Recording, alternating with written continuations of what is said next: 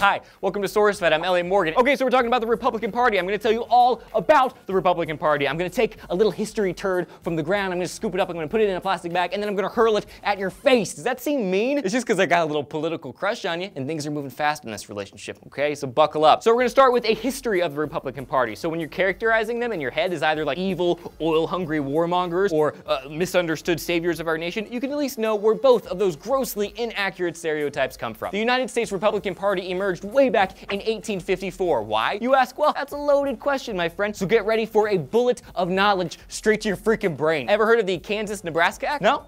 What about just Kansas? Like 4 people live there, but all roads lead there, I guess. So this Kansas-Nebraska Act allowed Western territories to decide whether they were gonna have slaves or not have slaves, which, by the way, that blows my mind that states debated that civilly. I always think of slavery as this massive issue that incited a war, but I forget that a lot of times it was probably just a bunch of white dudes having a casual conversation around a water cooler, or water well, or river, whatever. I don't know how those savages got their water. So slavery was a big issue, and the people from the North were against it. They became known as the Republican Party. The Southern people were, unsurprisingly, for slavery because they depended on it for their livelihood. So where did that whole word Republican come from? It came from a guy named Horace Greeley in 1854. Greeley stated in an editorial, "We should not care much whether those thus united against slavery were designated Whig, Free Democrat, or something else, though we think some simple name like Republican would more fitly designate those who had united to restore the Union to its true mission of champion and promulgator of liberty rather than propagandist of slavery." Man, people talk cool back then. So there you have it. The Republican Party began as an anti-slavery movement from the North. So what the crap happened? Now if you look at an electoral map, that ain't what it looks like. Either some complicated, convoluted chain of events occurred, or everyone collectively changed their minds at the exact same time, or, I don't know, maybe everybody just decided to move.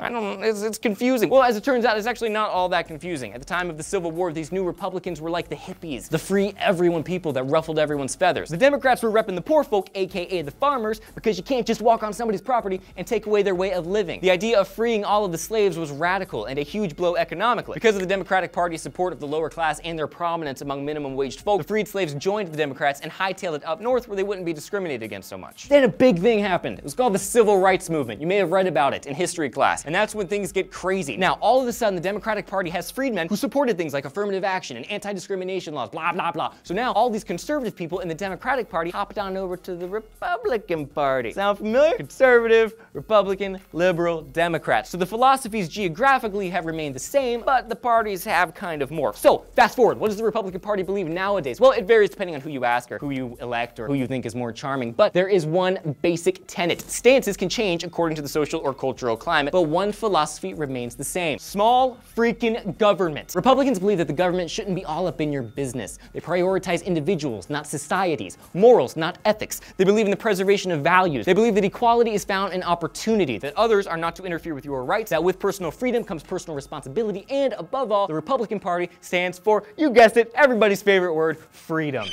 Sound like the perfect political party? Maybe. But maybe not. In my opinion, both the Republican Party and the Democratic Party have a good amount of corruption in them. More probably than the news outlets would even have time to report. At the end of the day, you don't vote on who the better party is. It's a bigger issue than that. It boils down to you and what you believe and what direction you believe this country should take. I'm Elliot Morgan. This is Sourcefed. We have a like button. We have a subscribe button. We even have an annotation that will take you to 5 daily stories, and we'll see you in a bit. Bye. Man, that was great. I feel like we bonded.